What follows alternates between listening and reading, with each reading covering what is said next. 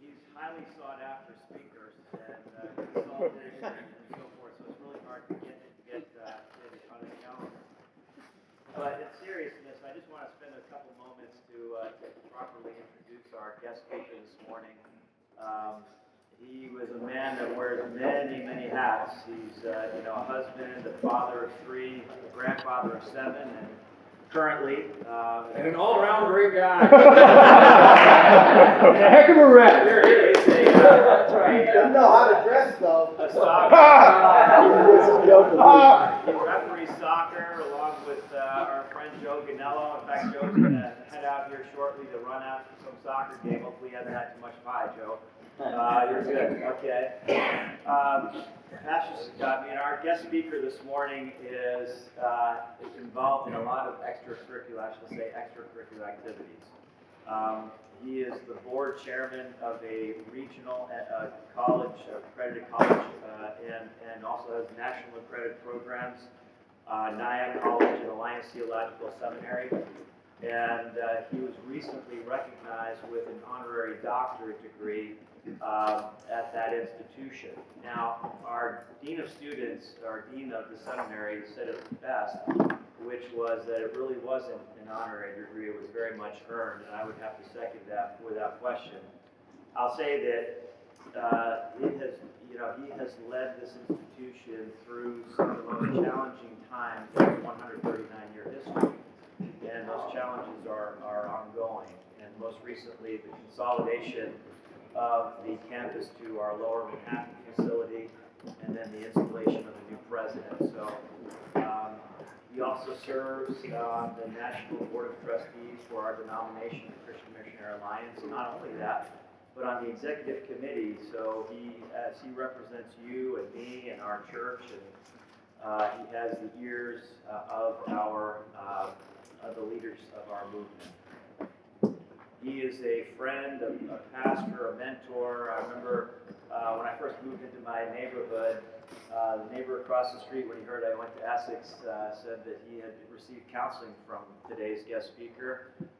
When he first came to Essex, and just the words resonate with me, said, he was wise beyond his years.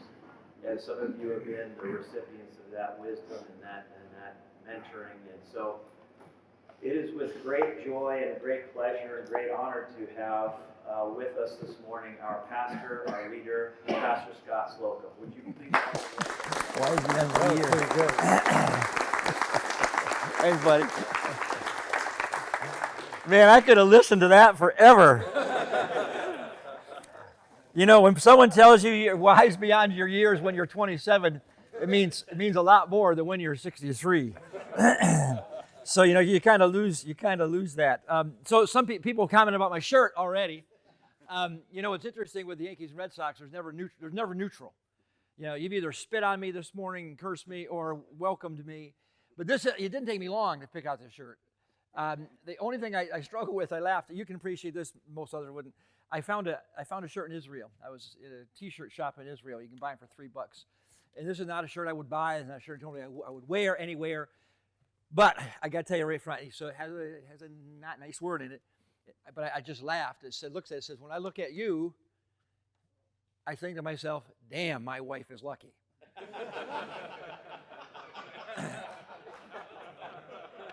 So I'm with a bunch of church people, and I go, what do you do? I'm buying a T-shirt. What shirt are you buying?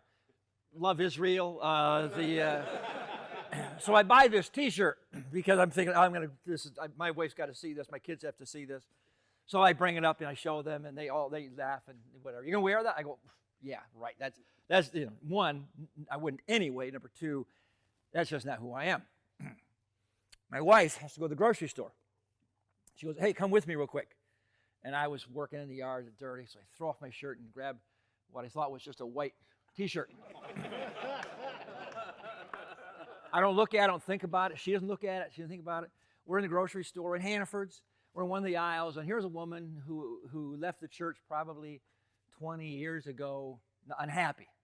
But, they kind of left right. They kind of talked about it. So, and here's my rule of thumb. I always say, people who leave the church wrong, and people, you can move from a church to a church. Just like a pastor can go church to church, people can be called to places. I have no issue with that. But leave right. Because what I've learned through the years, if you leave right, when I see you in the grocery store, in the aisle, you keep your heads up, you go out, you say, hey, how you doing? When you leave wrong, I know that too, because I can see them, and they put their head down and they get out of the aisle. They don't want to talk to you. So this woman sees it, hey, so we're sitting there chatting and talking, and she keeps looking at me. I can't think why. It's just, it's kind of like, I don't get it. And all of a sudden, she gets this really pained look on her face, and she goes, oh, and says, well, that's good. And she leaves. She just like abruptly, and we're walking away, and I'm thinking, man, Diane, that was odd, right? And she goes, yeah. Well, then we see another church woman, and we begin chatting and talking, and now I recognize she keeps looking at my shirt, and so now it dawns on me, and I kind of laughed, and I go, what is she looking at? What is she looking at? What? And she goes, you idiot.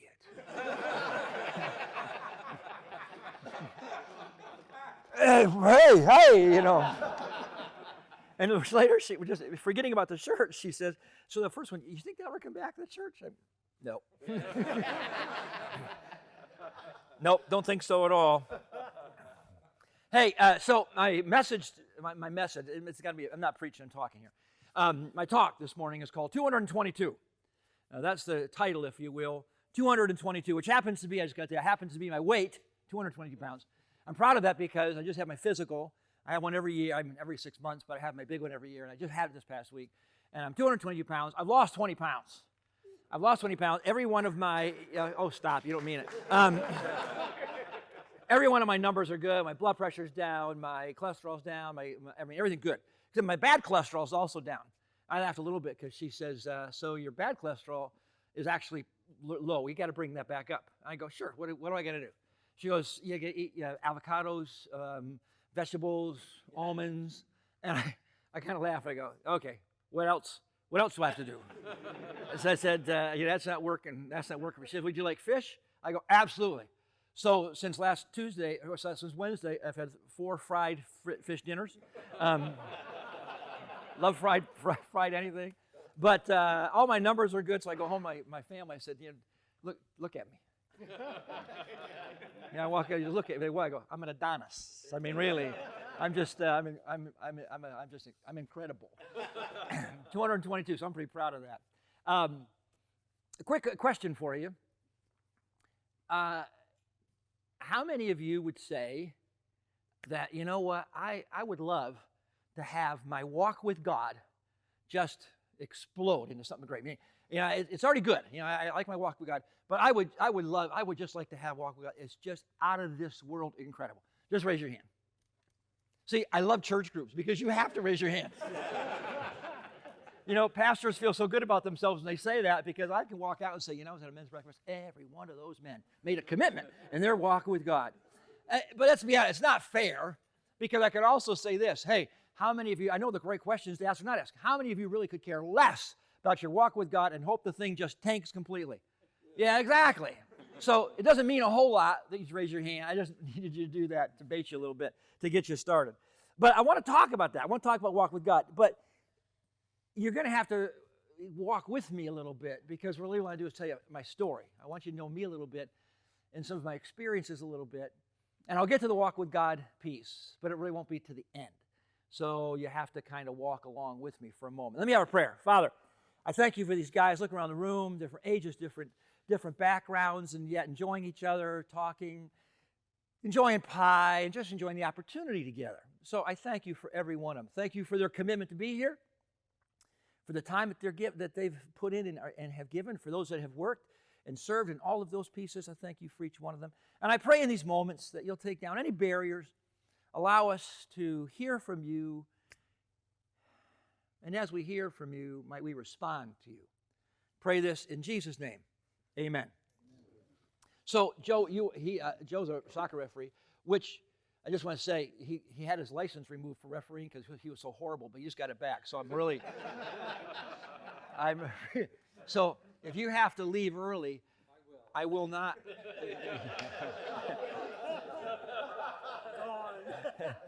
You want to leave now? No, he may have to leave. Just be aware. Hey, Tony Evans had this great quote. He said this: "A kingdom man is the kind of man that when his feet hit the ground every morning, the devil says, 'Oh crap, he's up.'" Man, I just love that. That a kingdom guy, a guy who loves God, is the kind of guy you wake up in the morning and Satan goes, no, I got my hands full today. Let's hope that's true of us. Let me give you some background, some history. I came to Jesus when I was 6 years old. So my walk with God started early. My mom and dad, some of you have heard this on Sunday mornings, my mom and dad did not grow up in church. My grandparents on my mom's side were believers, but other than that, that was it. My mom and dad were not believers, didn't come to Christ until some years later. They've been married. World War II's over. My dad bagged groceries in a little town called Factoryville, Pennsylvania. Needed to get a job better than that.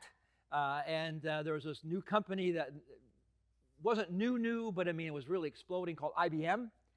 Factoryville, Pennsylvania is in northern part of the eastern side of Pennsylvania.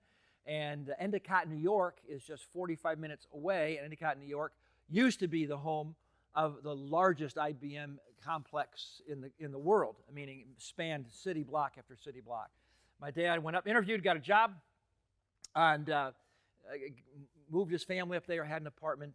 They had a little girl. She's now 5 or 6 years old, and the people lived next door to them in the apartments took my sister at that point to vacation Bible school at their church. My parents went to the closing, not ceremony, but closing program.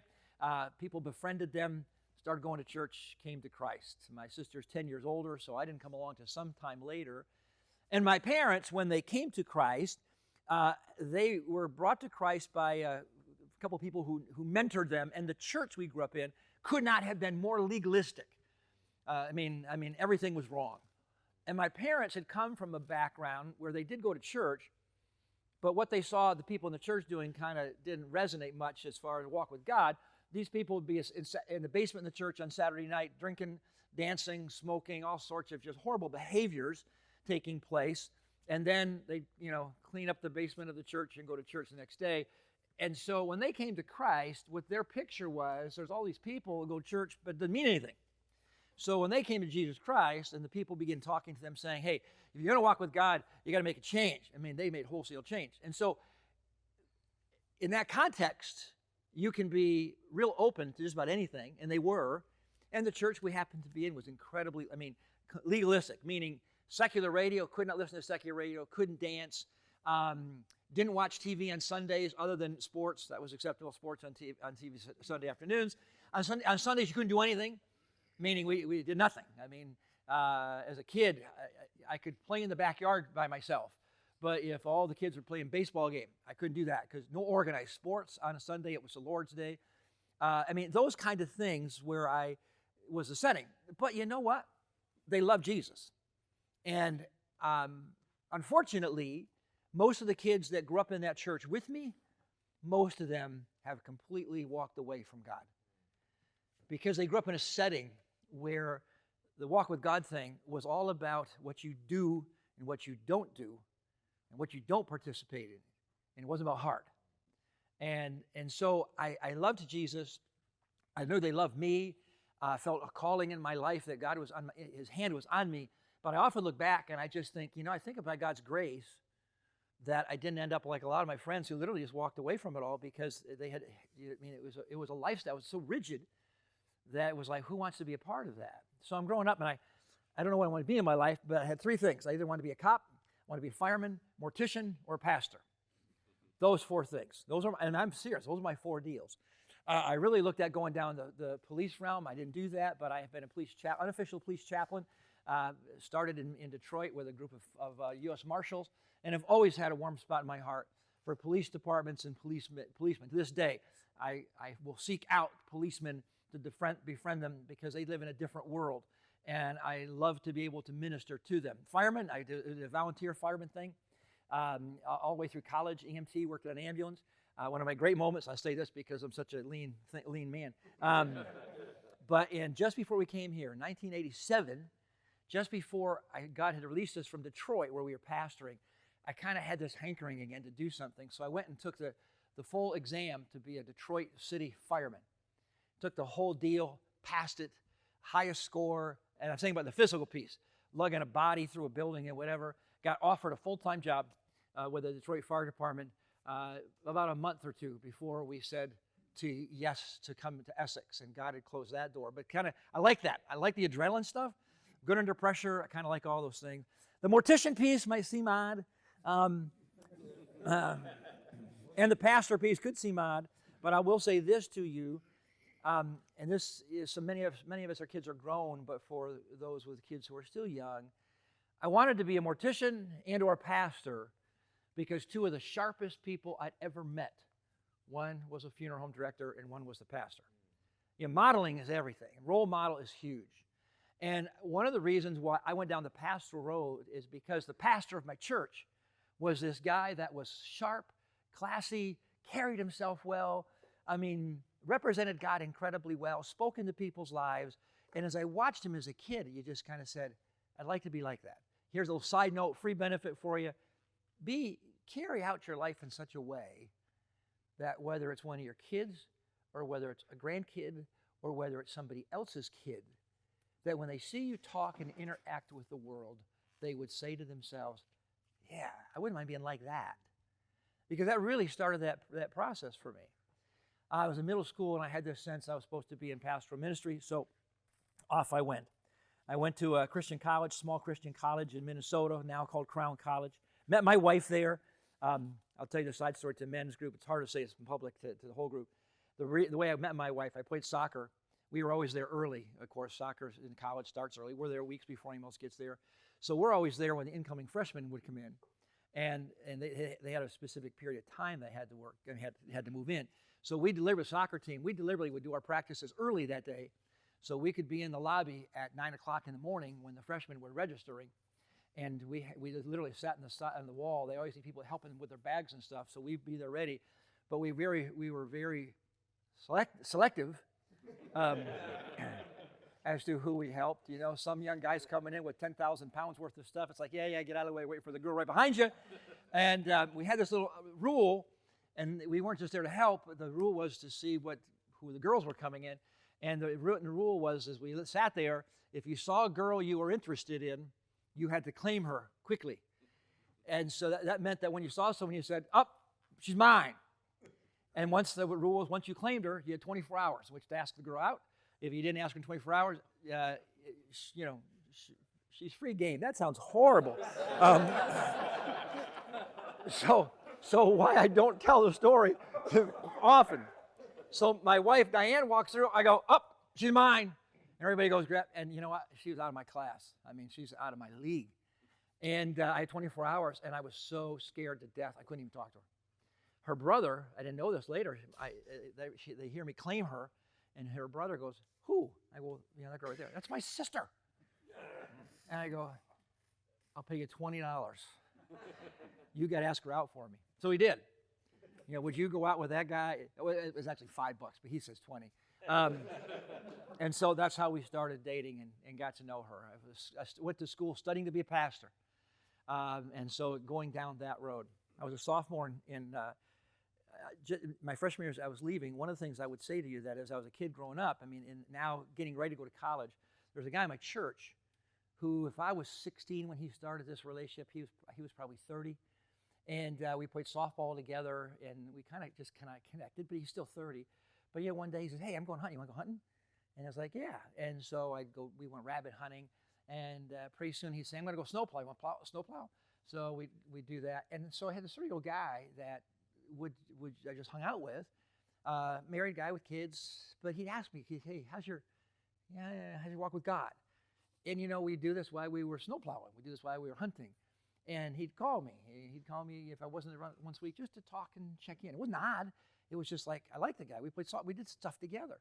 And that kind of helped me with that walk with God thing towards, of course, ministry and stuff, just because I had someone else that could relate to. And I wasn't relating well to my other friends. I mean, most high school students don't sit down and talk about their walk with God. It's just he was speaking in my life. I got to college. I'm there my sophomore year, studying to be a pastor. And one of my professors' name was George. And during lunchtime, we'd play basketball. You kind of pick up basketball games at school. And so we'd play, and the faculty also had a game. They'd play at one end, we'd play at the other. And it was always fun watching them because this is where you saw the real faculty come out.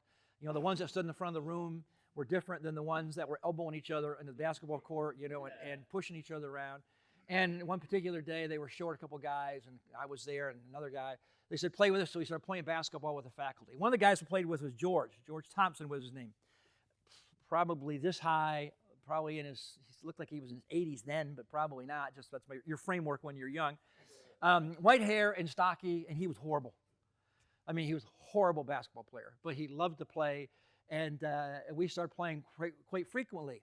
And his only defensive move he had is when you got the ball. He did this to me early on. I got the ball, I'm getting ready to shoot. He reached and pulled my shorts down. And I got to tell you, if you stink at basketball, you do that early, and it's effective. Because every time I had the basketball, all I could do was go. And we were in the locker room one day, and George says to me, hey, and I had him as a speech professor now. And so we were early on, how to do speeches and talk, whatever. He ended up being my homiletics professor. Homiletics means the art of preaching. So he's the guy who would be my guy teaching me how to preach. But we weren't there yet. I'm a sophomore, and we're sitting in the locker room. He just showered, and we're sitting there, and he goes, hey, I got a question for you. Hey, I've been thinking about this. He said, you ever wonder if you believe what you believe because you really believe it? Or because it's just what you've been told all along. And I got to tell you, he said it very sincerely. If he wasn't sincere, he sure faked it. But he asked that question, and I have to be honest, when I think about him asking that, I really believe he was asking. I really believe, even though this guy was a pastor, an ordained minister, and his doctorate in communications, but I believe that while we're sitting there just talking, this was not a baited question for me. I really believe to this day that when he was asking it, he finds himself at times saying, do I really believe what I believe? And so it was so natural when he said, do you ever do that? I mean, do you really believe? And so how do I answer that? No. I'm not smart enough to think about what I really believe. I just do what I'm told. But he started me thinking. And so we started this conversation. And one day he goes, hey, let's go have coffee. So we have coffee at the coffee shop. And he goes, I've been thinking about that question for me, but also for you. Have you ever figured out, do you really believe it all because you really, really believe it? And I said, yeah, I think I really do believe it. And then his question was, well, how do you know that what you believe is right? Now, here, he may have been working more towards the mentoring piece, but I have to also say his questions seem to have some legitimacy. So we had this dialogue. He goes, I got an idea for you. He goes, I got a challenge for you. Because he now knew my story. Grew up in the church, same church, blah, blah, blah, the whole 9 yards. My background. He goes, I'll tell you what. I'll give you a challenge. Would you be willing, this is like in the spring of sophomore year, would you be willing for the rest of this year and into next year, would you be willing, when you come back to school, because I'm gone for the summer, to not go to the church you go to every Sunday? Because even in school, they wanted us to go to a local church. I chose one, liked the pastor. Would you be willing not to do that and instead go to all kinds of places that are outside of your faith tradition? Go to the groups that aren't like what you, and even non-Christian things. Would you be willing to do that? So I thought, well, sure, why not? And he said he'll give me a waiver because, in a Christian school, a ministry major, you got to go, to a church, you have to be a part of it and all those things. I'll get you a waiver that you're going to do this. So I said yes. So for the rest of that semester, then I went home for the summer in my home church, came back that fall, and that for the next weeks, I went everywhere. I mean, I went to the Catholic church for a couple of Sundays. I went to the Jewish synagogue on Friday nights. I went to a Mormon church. I went to Jehovah's Witness. I went to a Buddhist group.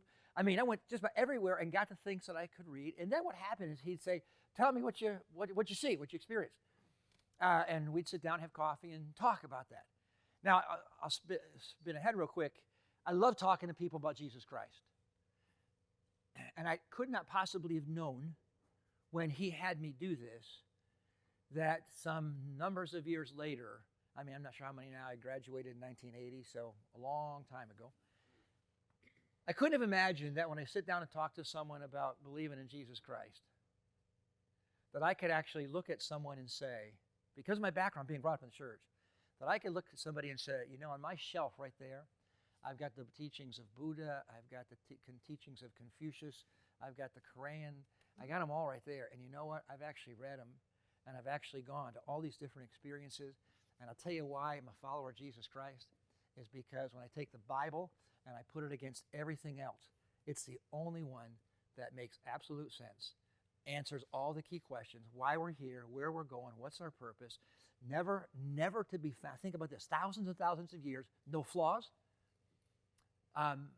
No one where someone say, hey, this is wrong. It's accurate. And on top of that, when I put everything in place, I walk away and I go, it makes sense. Yeah. And so I can say that because I went down that road. I wouldn't have ever thought that. And so he and I would sit there and talk and chat, and have this dialogue till I graduated. But even then, he became a good friend. Some of you might recall, years ago, we were at the fairgrounds. I actually flew him in to our Easter service at the fairgrounds and gave him an award and an appreciation for all the lives that he had impacted through students like me that were out preaching in churches, big and small, because of his influence. So I left that church, I left school, going to my first church. I went to my first church. I was an associate pastor there. I knew I was going to be a senior pastor, but went to them and said, listen, I'm going to be here for 3 years. Teach me all you got. I mean, I'll do anything in the church. So I did children's ministries. I did discipleship. I did small groups. I did college and career. I mean, I was loaded with everything that I could possibly do and did it deliberately because I didn't want to be someday a senior pastor and sit down with the children's ministry people and say, I got to speak into this. And they can't look at me and say, well, you know what you're talking about because I have done it. I have done student ministries. So I had that kind of experience. Again, at this point, I'm married. I'm not looking nearly as good as I do now. And I got to do something for exercise. So I start playing basketball again at the YMCA in Lima, Ohio. Lunchtime basketball, grab my stuff, go down there. And I got to tell you, brutal. I mean, this is like just brutal city basketball. I played in college, and there's those things that, they push and shove, but all, hey, in the name of Jesus, poof, what I mean? In YMCA basketball, they do use Jesus' name differently, and it's, just brutal. And, but you kind of like it. I got to know one of the guys there, older guy, could have been my father probably, big name insurance guy, everyone knew his name in town, insurance company, and we kind of hit it off. I'm not real outgoing. In a group like this, I just assume be with a person or, and some of you guys bounce around social. That's not me. Basketball, go in, do my job, get out. And so some passing conversations. So again, this guy begins to have some passing conversation, and we kind of hit it off. He's asked me to, hey, why don't you go get coffee or whatever. I think I did once, but, kind of stood off a little bit. I refereed soccer. It's when I started refereeing soccer back then. I was in Lima, Ohio. I actually started the soccer association, and I went and got certified. 2 guys wanted to get certified with me. These were all older guys. We drove 4 hours to get certified together and all these trainings, so I got to know them. We had this kind of this closeness, but I had a job, church was busy, never got really, really close, until I accepted a new church in Detroit, moving from there just as we're getting ready to leave. I pick up the newspaper, big headlines, Lima businessman takes own life. I read the article, and here's a picture of this guy that I play basketball with every 3 times a week, every 3 times a week. Parked his car at a reservoir, left a note, left his wallet, left his keys, but left a note, literally in a suit and a dress coat in February, went to the reservoir and just walked in the reservoir. Someone saw him. Couldn't figure out what they were doing, but he just walked in the reservoir. And I have to believe that because the witnesses said he just went in and, didn't flail, didn't anything, just kept walking, disappeared. Which means that to do that, you'd have to walk in and literally underwater go and take a big gulp and breath deliberately. If not, anyone who knows, people float. Even till they drown, they float. And so it means he had to deliberately do that. So, man, I was just devastated. I was devastated. I never talked to this guy about God. I never had a conversation about God. I never had a conversation about spiritual things. I spent hours and hours with these 2 guys, referee guys. We'd drive back and forth together. And we'd stop and eat together and do things. But, I never brought up spiritual stuff. Because I got to tell you, it was odd. It felt really awkward.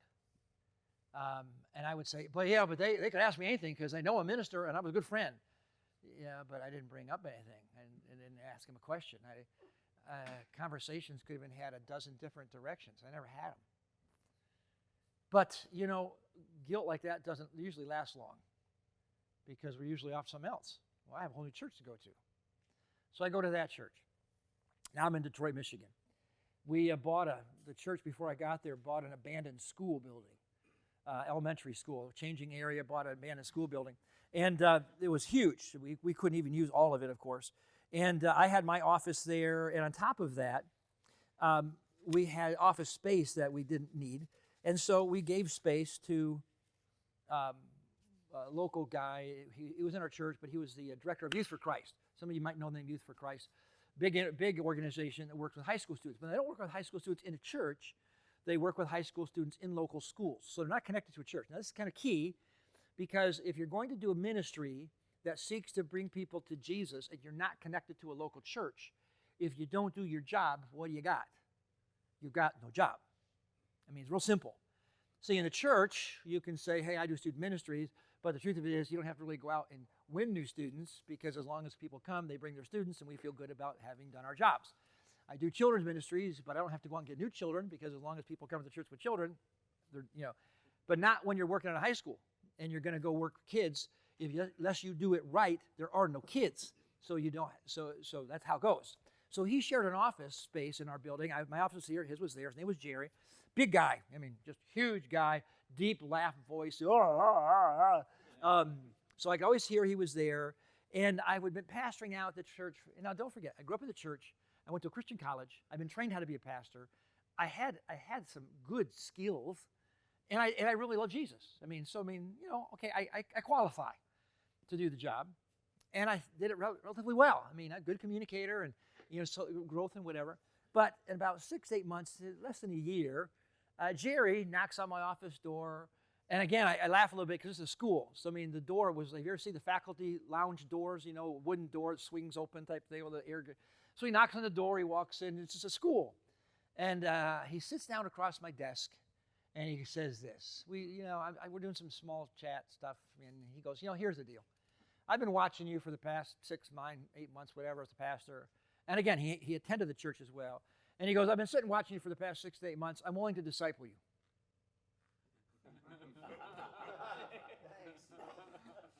Oh, thank you. So I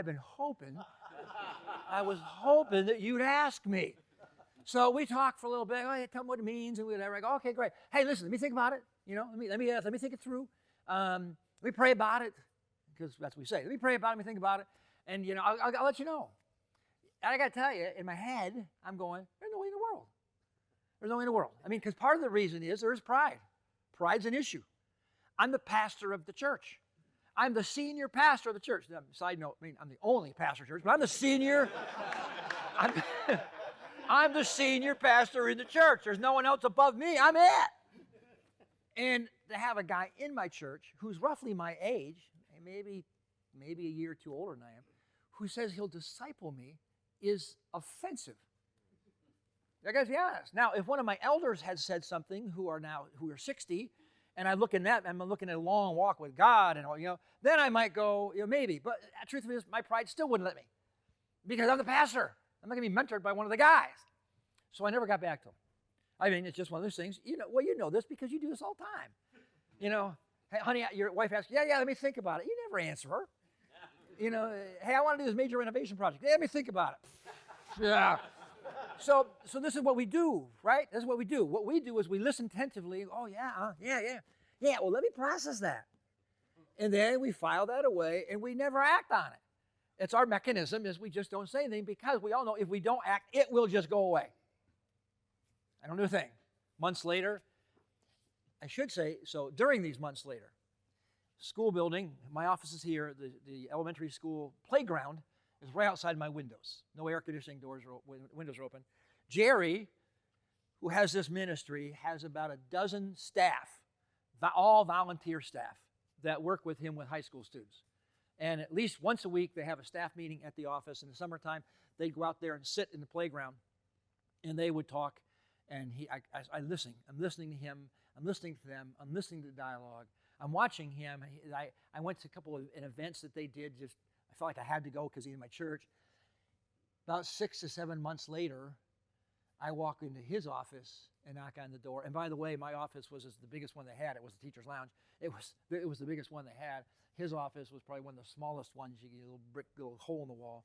I knock on his door because it's free anyway. Don't forget, we'll give it to him for free. And I knock on his door and I walk in and I sit down and now I think about it. I'm thinking this little hole in the wall. I got the big office. I'm sitting across from him and I say to him, I've been watching you for the past 6 or 9 months. I want you to disciple me. And he goes, no.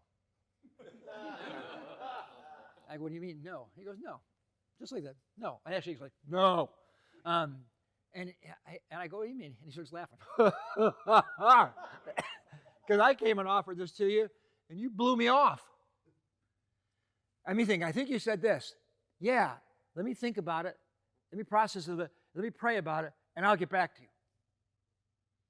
He goes, not only do I not think you didn't process it, not only do I not think that you didn't pray about it, I know you didn't get back to me. Because for months, we walked by each other every Sunday, every day of the week, in the church building, in the office, and you don't even acknowledge that we had the conversation. Why would I want to disciple that? I got to tell you, it's a fair question. And I said, because I need it. And because for the past 6 or 9 months, I have watched and listened to you. And you do something I don't do. I don't know what it is. You carry yourself in a way that I don't carry myself. Noah just walked in, just if you want to know.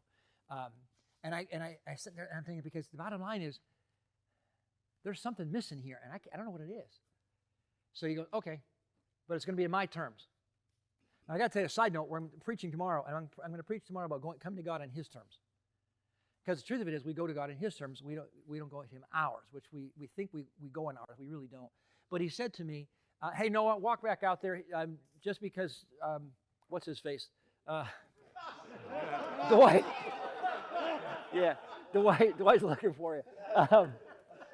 Listen, you can call someone. Don't tell your wife. What's her face? Don't do that. But and so I need you to speak into this. I need you to do something. So he goes, my terms. My terms are, number one, that we won't meet weekly, but at least twice a month. I'll set the time, the date, sometimes weekly. And you know, he gave me the things I agreed to do. But please know, it wasn't like a, you're working for me thing. But it's just, he knows me, and I think he knows men. Because unless you lock in, we're going to be doing this and this and this and this. Again, you know us. So that's what he laid out. So we did that. And change took place. Because one of the things I realized is that he was actually reaching people for Jesus, where most church people just pretend to reach people for Jesus. He actually did it. He actually took somebody who cared nothing about spiritual things, a high school teenager, start at zero and get to a place where they would come to Christ and then disciple them. And let me say, disciple them in a balanced way. In a way where you kind of look at that and you go, yeah, right. So he's working me. And he's working with me in so many ways. I left Detroit to come here. In fact, back to George Thompson, my professor in college, when I was coming here, I called him on the phone. And I said, I got to make a decision where to go. I don't know where to go. And I have 3 choices. We were asked to go 3 different places, all within 24 hours. We were asked to candidate. One in California, one in Connecticut, and here. And George gave me incredible counsel as to how to go about that. We came here, we got called all 3 places, but accepted this call. I'm not exaggerating. 24 hours after we said yes to here, I get a phone call from Hawaii, and the guy who's the head of the district there says, listen, I got a large church in Oahu. It's our largest Alliance church in the country, in the state. And I've known him. I work with him for years. He goes, they need a pastor. I gave him your resume, gave him all your stuff. They called up and said, we'll take him. Don't even have to interview him. He said, all you got to do is say yes, and it's yours, 3-year commitment. We make 3 years because a lot of people, what happens, they want to go to Hawaii, then they get there and they realize that they've got island phobia, where you can't get off of it. And he said, so I guess say yes, and there you. And I'm looking at my wife, and she's going, what? I just going, I can't tell you. And I look and I said, he just offered us a job in Oahu. For 3 years, guarantee. They move us the whole 9 yards. And, we both looked at each other and have to be honest, looking, going, why not 24 hours earlier? Because you know what? 24 hours earlier, I would have said, absolutely. Why? Because I'm that shallow. Let's be honest, most of us are. At that point in time, someone says, pastor a large church in Oahu, pay all your expenses, all you got to do is commit to 3 years. Just about every one of us would go, what's to lose with that? Wouldn't have given much thought, but I have a lot of thought to hear, so we said yes. I came here, and when I got here, my life was radically different. My ministry, radically different. How I walk with God, radically different. Now, I have to tell you, when I came here, I misread the culture. So if anyone else is feeling guilty with sin in their life, you can leave now as well.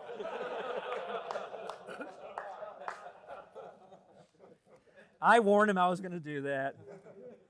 So here's the deal, and here's where we get to the ending, which is actually application and the explanation of the title and all of that. I came here and things were different. Now the culture was different. I came thinking we're going to do church a certain way, and it just wasn't working.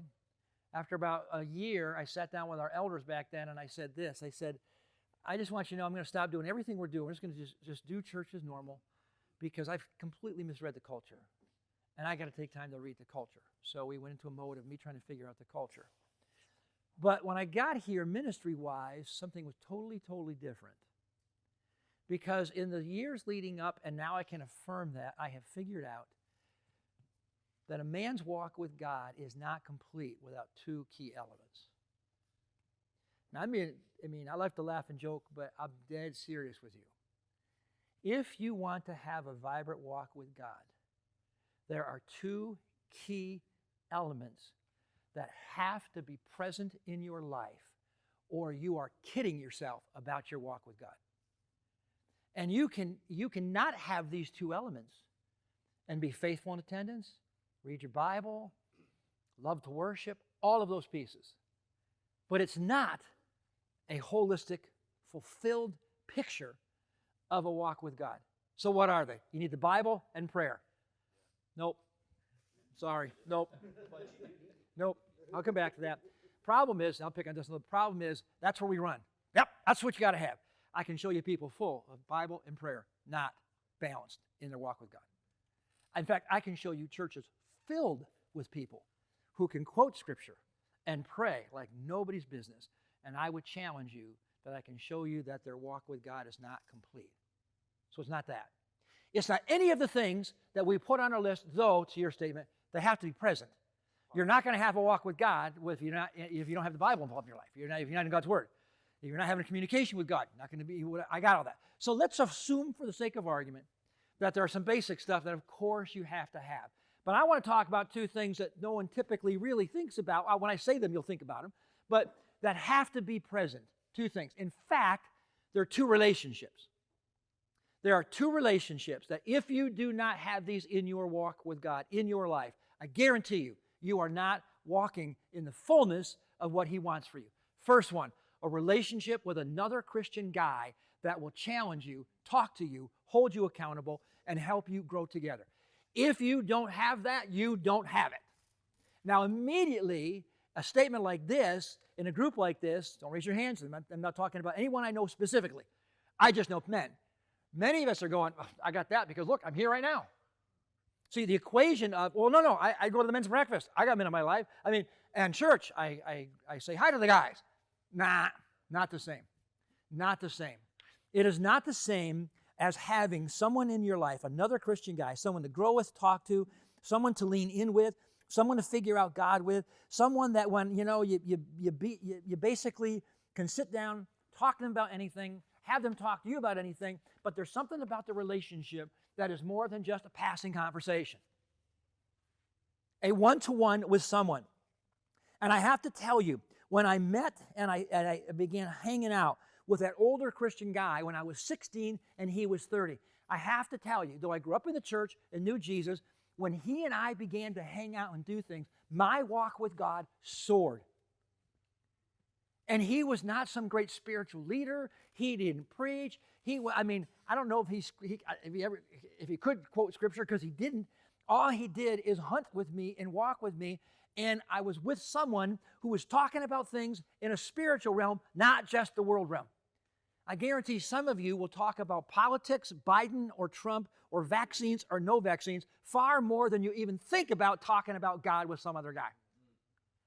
And my life, my spiritual walk with God soared. And then I walked away, went to college, and I was in Christian college, flat. And then George said, hey, do you ever wonder about if you really believe what you believe because you believe it or because someone told about you? And then we started having coffee and talking. Soared. And then I left college. And then I went to my first church. And I got to tell you, kind of flat. And then Jerry said, hey, I want to disciple you. Soared.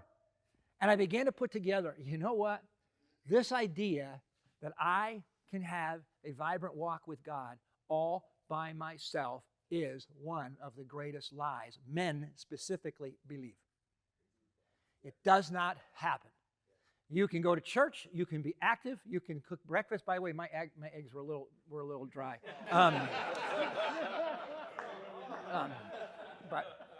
But I'm sure you love Jesus, and that's more important. But it doesn't matter your involvement. One guy, at least one, maybe a group, but at least one, where regularly there's dialogue in life about spiritual things. Now, side note real quickly, it's about this point too, where most guys go, oh, that's really hard. That's really awkward. That's really odd. Do you realize that every one of the conversations I told you about, hunting, running errands, fishing, playing basketball, refereeing soccer, did you happen to catch that every one of those relationships I had was not a guy who sat down and said, hey, let's get together today and study the Bible. It was about, you want to go fishing? You fish? Oh, hey, we should hook up sometime. We should have coffee sometime. And then the friendship began, and it went from there. If you don't have it, please know that don't kid yourself. You are not thriving in your walk with God. Second, that's got to be present. Every person's life I've ever seen with a vibrant walk with God is a relationship with someone who doesn't know Jesus.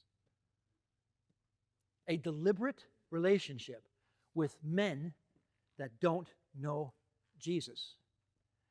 The best times in my walk with God is when I've been sitting with someone who has no clue about God and begins to ask a question that says, yeah, I'm just wondering. And you begin to have that conversation. Now, I'll tell you, one of the problems for many, many men in church settings is that many of you will go, yeah, I'm going to get the guy in my life. And so you'll do a men's Bible study, you'll do a men's group, you'll do whatever. But for most guys, and don't raise your hands now, if I were honest to say and look at your life right now and say, who are the non-church, non-believer people that you have deliberately built a relationship with a mindset that maybe we can have a conversation about God. Maybe you'd meet Jesus. Most guys, if they're honest, would go, I don't. It's hard, it's awkward, it's all of those things.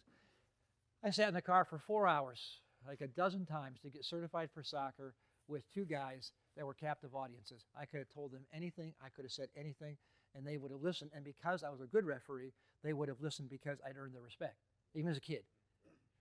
And again, I would say to you, you can pick the ways to go about this. One of my churches, a group of guys that on once a month, is either Thursday night or Friday night, depends, they off and on, but they'd go to dinner together. I mean, just a group of guys, and they literally get together and they said, hey, where should we go to dinner? It was only a group of 6 guys, and because you can't do more than that anyway, realistically, and when more came, they split up, and it was just dinner out. And they pick a place, and they'd go out and have dinner, and just do that. But he was doing it with non-Christian guys. The guy who started it was like his neighbor. Hey, we should go to some. I shared this story one Sunday morning. One of my good friends in the summers, this is in Connecticut, and in the summers on Friday nights, he has at his house called Holy Smokes.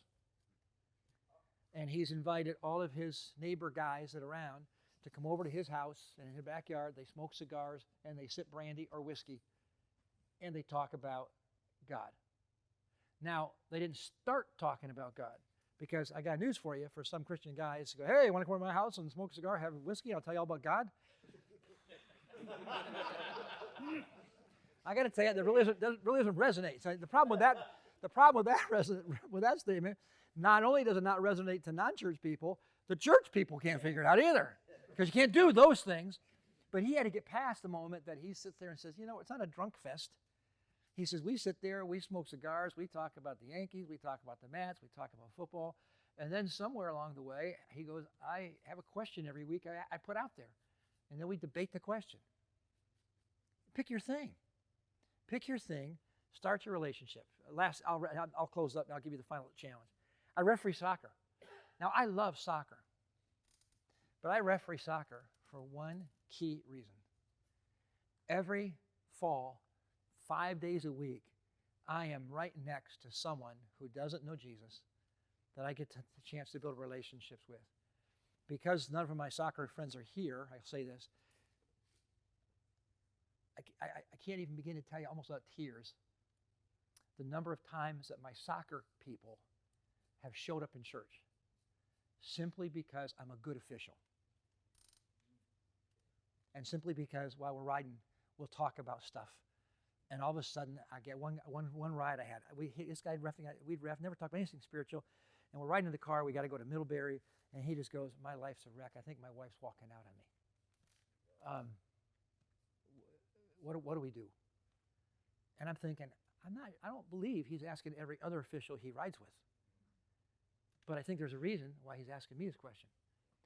There's a fellow, hasn't been in church yet, but one of my soccer referees, before the first election with Trump, I was refereeing a game, and I'd done this thing about the elections, and he surprised me, because this guy does not love Jesus.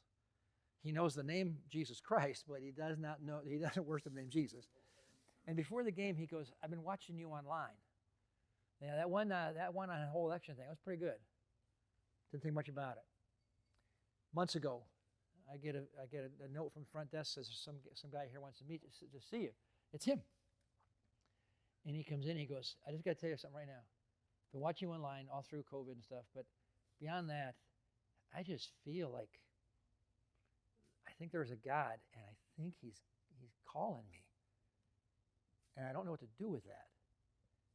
And I have to tell you, this is not a guy that you would say, oh, he's going to be, he'll believe in God, he'll follow Jesus. Absolutely not. And unfortunately, it's not a guy that I've poured into other than we referee soccer, and I have fun with him. In fact, I used the line I used with Joe. Last time I refereed this guy a year ago, it was before the start of the game. I said, oh, and by the way, so-and-so here, he's such a horrible ref, he just got his license back. So, and of course, he's like, what are you doing to me?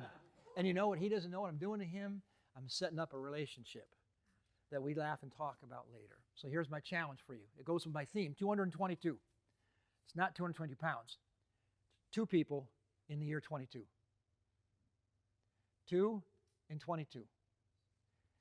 If you would take the challenge to have in your life the holistic walk with God that you'd seek to have, that I believe you'd want to have, and if you would see your walk with God go places where you've never dreamt it would go, would you commit in the next year to commit yourself to having at least one relationship with one other Christian guy?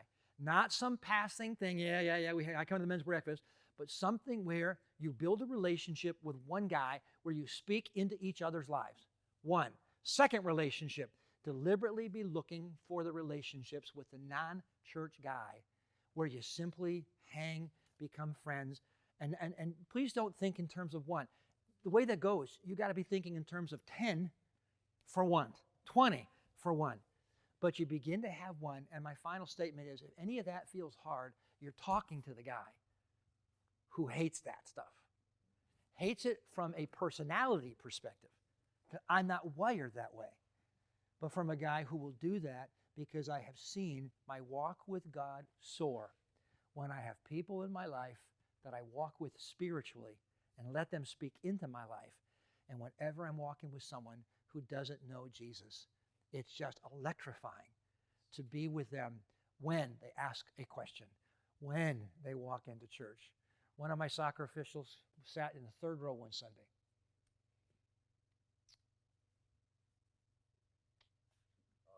It was almost to the place where I couldn't preach, I thought, because in the middle of the sermon, I saw them. And I just wanted to stop right there and say, what are you doing here?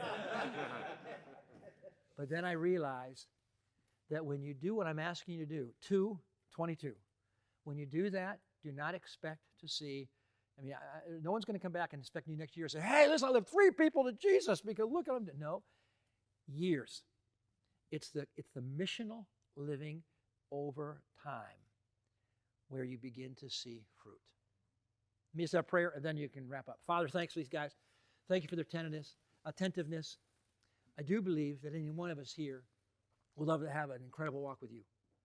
And I don't assume that we already don't have an incredible walk, but it's not in its fullness without those 2 relationships. I've now come to realize that in my life. I want that in their lives. No one's going to come back and check on them. No one's holding their hands. But I just pray that in a handful of us, there'd be a willingness to say, I can do that. 2, by end of 22, someone to speak into my life spiritually and I into theirs, and I'm going to deliberately build a relationship with someone who doesn't know Jesus. Amen. Thanks, guys.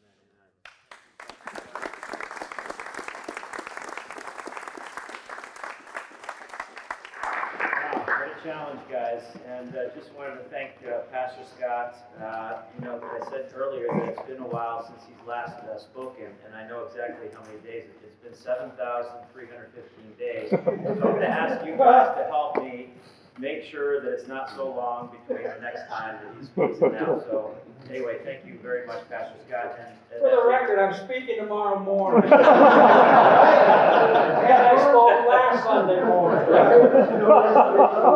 And as a small token of our appreciation, we have a logo T-shirt for you, Pastor Scott. Maybe you could use it for cutting your grass and some logo golf balls. Oh, hey, listen, is it extra small because I got the chili? We have all the sizes. If it's not the right one, no, it'll give you a different one.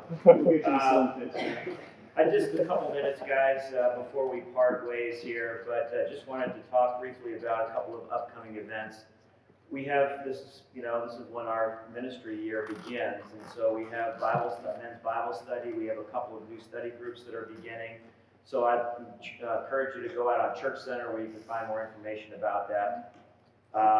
We have a golf scramble. This is kind of our annual men's kickoff event. A golf scramble coming up on the 8th of October.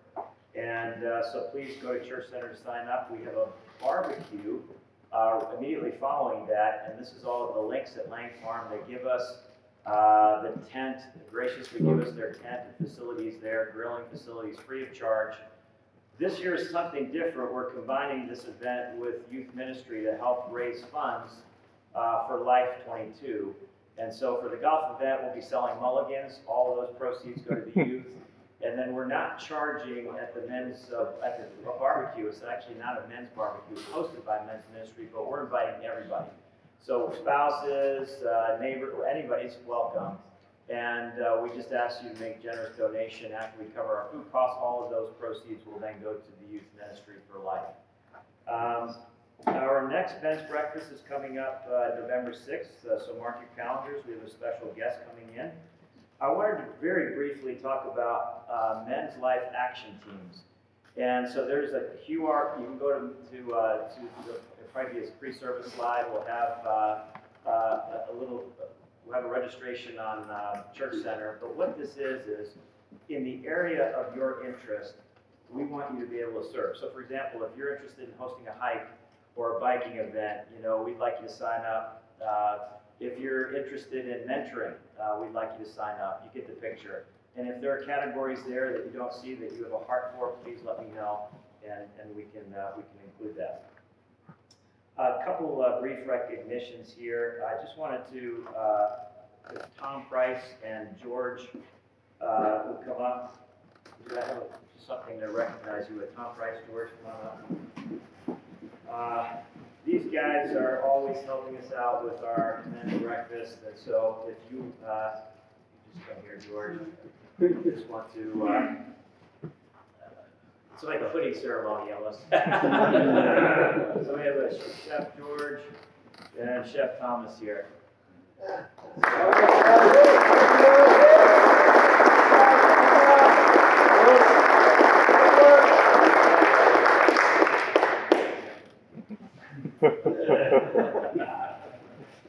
Perfect, thank you guys, thank you so much.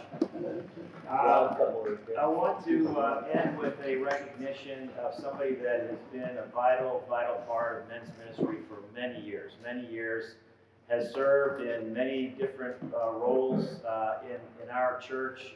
And so I want to recognize Tim Kelly. Tim, if you would stand up.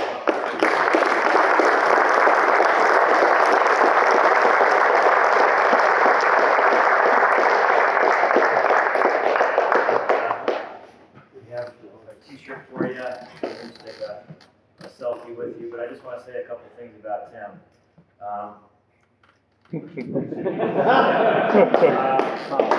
actually led men's ministry for almost 11 years, and I know he served on the governing board. He did our spiritual gift class. I know he's doing a ferment-only class, and he'll continue to do that. But Tim is moving.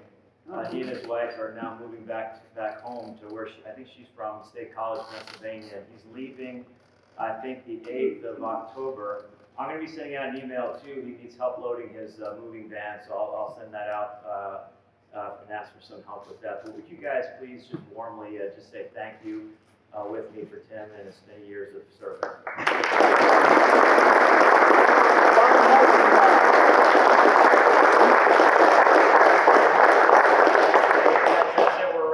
As you can see, we have plenty of pie, and there's some pies that we didn't get to. We just had too many pies. I always plan for more, but please feel free to take, and we'll help you wrap that up if you'd like to take some home with you. And if you can stay a little bit extra if you have time to help us break this down, that would be greatly appreciated. Thank you guys. God bless. Have a great weekend.